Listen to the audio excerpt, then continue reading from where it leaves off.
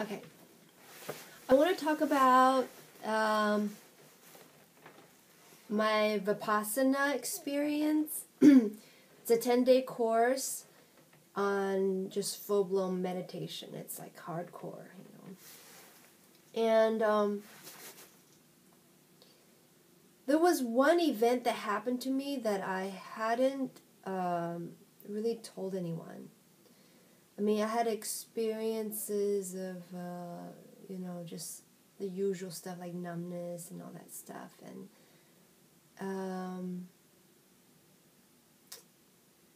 there's other stuff, but there's one event that kind of puzzled me. And I guess I wanted to share because I don't really know what that means.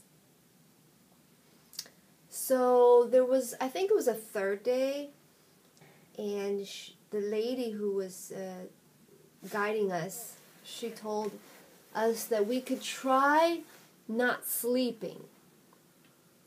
We could try to just close our eyes or to relax and still be fully aware while we're in bed, and just kind of like sleep without being conscious. And I tried to do that night, and what happened was I couldn't sleep. I wasn't able to go to sleep. So I said, I'll forget it, because it was like 3 hours into the sleep time, and everyone else was asleep, and I was still awake. So it didn't feel good. I felt like there's something wrong with me. I felt like, well, I can't sleep at all. So then I just said, forget this, I'm going to bed. I'm not going to try to stay up. And then that very night, I woke up in a panic. And I felt stressed. I was panicky, like my body, like almost like you felt like there's homework that you haven't finished and you had to cram, or, like the next day there was an exam, that kind of panicky feeling. I had that feeling when I woke up. And then I kind of looked around me, and everyone was still asleep. But outside of the bedroom, outside of that room, there was also like a glow of light, but behind a tree.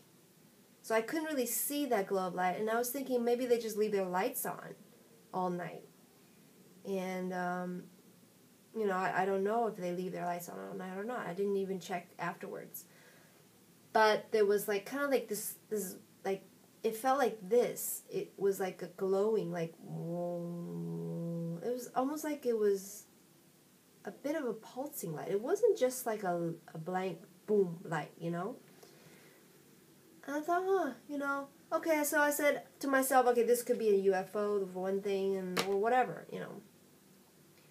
But I said, even if I go out to look for it, it'll probably be gone by then, or maybe I just wouldn't see anything, and, it'd just be one of those things I couldn't explain. So I went back to sleep. And the next day I woke up, on my pillow was a spot of blood. Just a tiny spot, like this, just tiny, like this big. And I didn't have a nosebleed. I didn't see any blood on my nose. I didn't see anywhere. I mean, I never do that. I never bleed.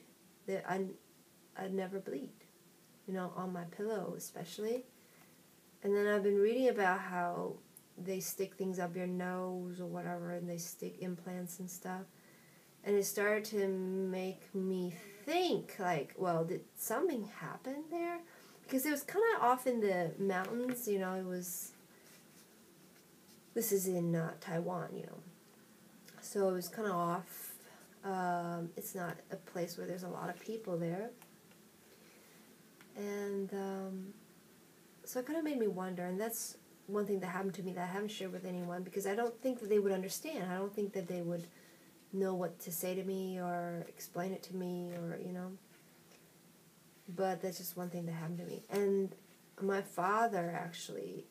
While he was on the boat, he told me he saw a globe of light, and it came right at him. That's kind of scary, huh? It came right at him, and but then it just disappeared. He he said he saw it with this other guy who was on the boat, and it was in the middle of the night or something. And they were the two people who were up, and they were the two people who saw it. So, that was just something that I thought was really kind of odd, you know. But other than that, I really enjoyed the vipassana. I feel like it changed my life. I feel like I came back a changed person. And it's almost like it's slowly changing me still. It's almost a gradual thing. It's not something that happened right away. And it's not like I'm practicing meditation every day. But I feel that it's still affecting me. And I just love that. That's a really amazing place. And the day that we finished was September 9th, 2012, and at 9 a.m. I don't know what that means, but 9 means completion in numerology, and I thought that it was kind of special. And I felt like I met special people there. I just felt like it was like I was meant to be there. Strange. That's all I say. Thanks for listening. Have a wonderful, miraculous day.